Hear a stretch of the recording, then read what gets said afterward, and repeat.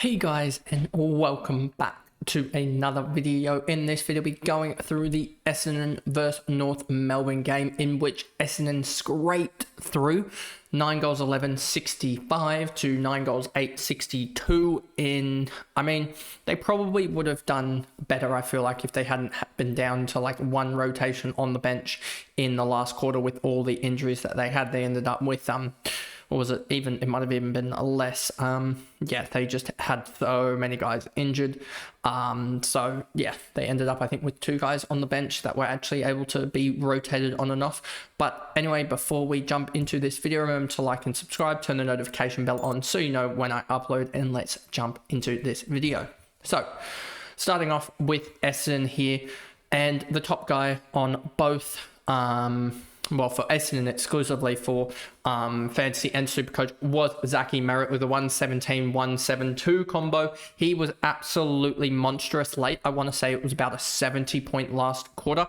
I'm not exactly sure. I'm pretty sure that Fantasy PREMO probably has the stats for it. I'll look it up on my phone here to get you guys that, because he was absolutely immense in the last quarter. And it doesn't actually have his it doesn't have his final quarter numbers, but yeah, 490 meters gained, as you see here, 35 touches, 26 effective touches, 14 contested possessions, 5 clearances, 7 inside 50s, 3 tackles, 2 score assists.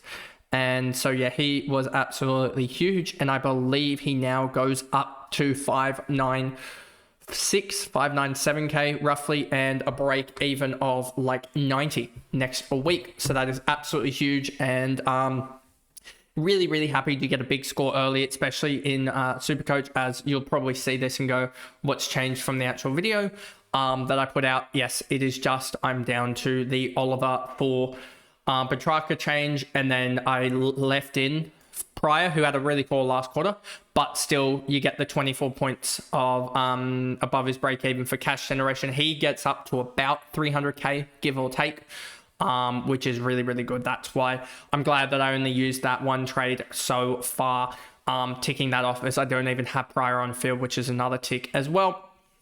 Setterfield 112, 117. He actually used the ball really well this week compared to last week, and ended up with 21 touches, 6 marks, 9 tackles.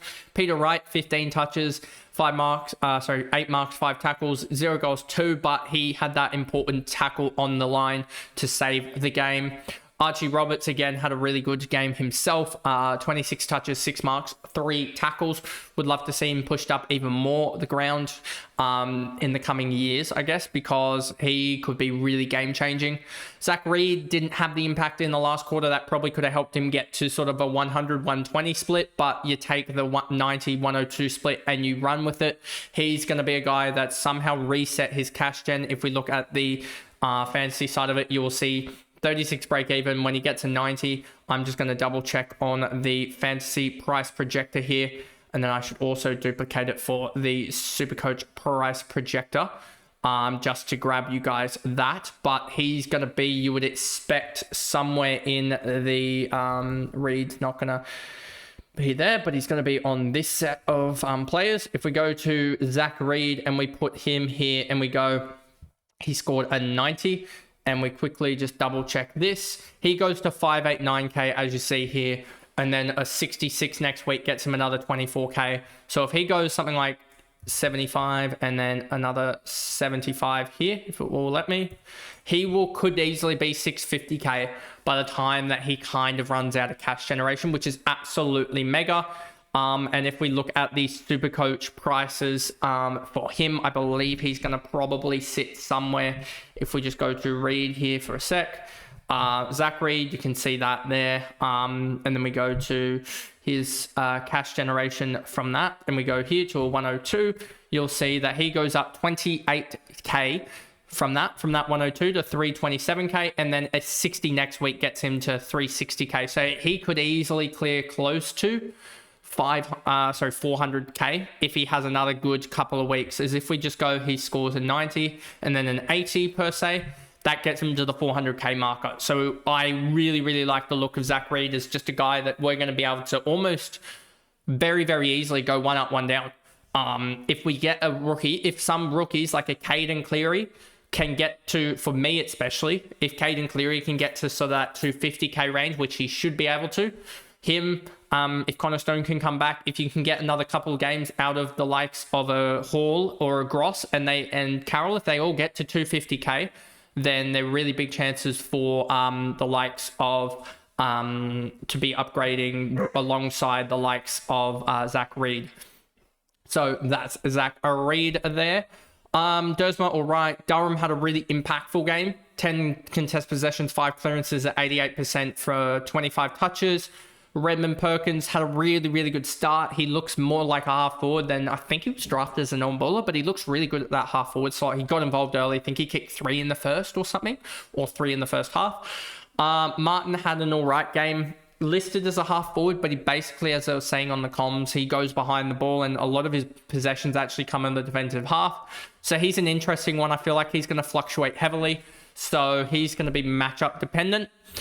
Gresham, Caddy's a hell of a player for a medium/third tall. He's going to become a really, really quality player when he can kick straight, and he just gives it all out there.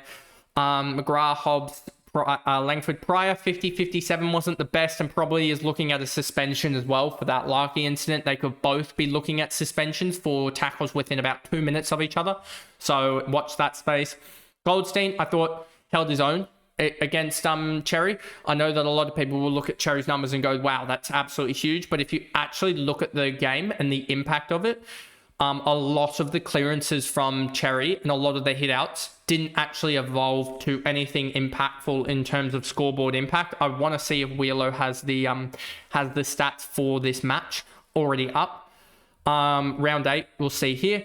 We'll go here and we'll go stoppages. Essendon hitouts was 41-26. Hitouts clearances 30-34, but the scores from stoppage 33-29 and centre bounce 12-3 behind. And I'm pretty sure half the score from at least from the centre bounce and from the stoppages for North Melbourne was actually off of Goldstein's taps. So I don't think Cherry actually impacted the game more than just sort of getting it out of the ruck contest and into a contested possession, which caused a dump kick. That's what I think that Goldstein actually held his own there. Obviously, they were both absolutely shot in the last quarter there. It was quite fun to watch that last quarter, just the openness of it because of players being tired with all their injuries. Sardis, 60% game time. He looked all right in the games, in the game time that he had. Just needs more time out there, as I feel like he's going to have that sort of 25-30 touch game again where he goes and has sort of 10-11 clearances. And then that's it for Essendon. Then we get to North Melbourne. Harry Sheasel, 134-120. He looks back in that sort of halfback role. Didn't have necessarily the greatest impact on the game, but do we care about impact on the game, or do we care about fantasy and Supercoach scoring? We care about the fantasy and Supercoach scoring. The 134-120 on a 3.7 rated game. It really, he had a really good fantasy and Supercoach game, but didn't impact the result, as a lot of his kicks were bomb kicks. Same can be said to a certain degree about the likes of Cherry. Had a huge monster game just because he got like 13 or 14 hitouts to advantage, which basically gives him about 50 points in Supercoach for about 13 or 14 in fantasy. So that's where the differential lay. And a lot of his clearances and contested possessions, if it wasn't a kick out of the stoppage, if it was just a handball from him taking the ball out of the ruck, it didn't actually amount to anything. Out of the times he took it out of the ruck, I think they scored maybe 1 goal out of all the times he took it out of the ruck, and he would have taken it out of the ruck a good solid 10, 11, 12 times, which just shows that either he's not getting it far enough out of the midfield, or their midfield isn't composed enough to be able to take advantage of him at least getting out of the ruck contest. But I just don't think he's getting it to enough space for these guys to actually do anything. Powell, Jai Simpkin, 94-113. I swear he shushed his own fans, but I could be wrong about that. Dylan Stevens had an alright game, but this was a surprise game for him. LDU, 86-101 splits, had 18 contest possessions, 6 clearances, but the massive clangers he had in the first half just basically meant that his score wasn't a 130. Luke Parker, alright. Caleb Daniel, there is starting to be a conversation need to be held about Daniel. He was on, I swear, 42 at 3/4 time. I swear he had a 35-point last quarter to pretty much save it, but I'm not 100% sure. And I'm pretty sure he was, if it was a 35-point last quarter, which I'm just double checking now, it was a 35-point last quarter. I want to say it was about 40, 45 in SuperCoach, as he was on around that 45 marker at the 3/4 time as well. So that means that, he saved this score in the last. And will be interesting to see how he goes in future, because 23 touches, 6 marks, 0 tackles. He's just going through a little bit of a lull, so we just need to watch that space with him. Riley Hardiman's definitely an intriguing one that could actually really generate cash quickly. I need to just double check with him whether he's on the bubble or not, because he's definitely a guy that could be intriguing. He's already gone up a little bit, but I think this is where he could start to get some cash generation, because you can see sub, and I don't think he'll be sub with especially Archer out. So he's going to be projected, I think it's around about the 190 marker. Let me actually just check. 76 he scored, so let's just readjust that back down. So he's going to be around 190k or so and have a -7 break even is the projected, I think. So yeah, that'll be interesting. And he could easily be a guy to potentially go to over likes of a Buzzling or something like that, because he looks like he could get the run that and he could be in that position where he could actually put up the 70s or the 100 scores, whereas I don't know if Buzzlinger could, but we get to watch Buzzlinger on the weekend anyway, because we've just received news that Liam Jones is out for 4 weeks or a month or so with a hamstring injury or some type of injury. Zoha, Finn O'Sullivan beat his break even, but he's just not making enough cash. I think he's beat his break even in fantasy by 4 and his SuperCoach by about 9. So yeah, not gonna make cash. Colby McCurch is definitely gonna be a guy that will be intriguing, because I genuinely think with the role change, he's gonna have a role change in season 3, which if we go to Colby McCurcher, he's 314k and he's gonna drop another, what's he gonna drop? What did he put up? He put up a 51. So if you put a 51 in that, he's probably going to drop another 12k. So he's going to be 300k. He's going to have an average this year of like 56 so far. So if he can't pick up form and he has a role change next year, he could be priced at 50 as a sort of, a forward maybe, potentially. I need to just double check his position, but he could be readjusted to be a forward next year with an average of 50 in a role change. That could be an interesting watch for the next little bit. Luke McDonald, Nick Larkey, Finbar Malley just missed the chance at the end. That would have been special for him to be able to take that chance.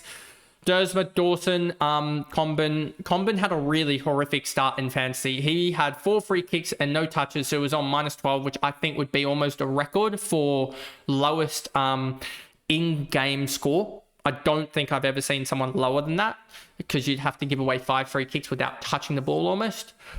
Constantine, Scott, Darling, and then Archer there as well. So that is the game they're going through, the North versus Essendon game, in which Essendon ran out winners by 3 points. They've beaten now the bottom 2 of the bottom sides in North and also West Coast by a combined 5 points, which probably shows their standing on the season.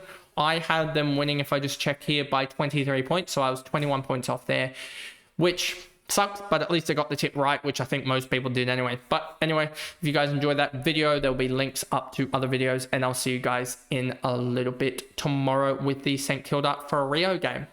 Bye guys.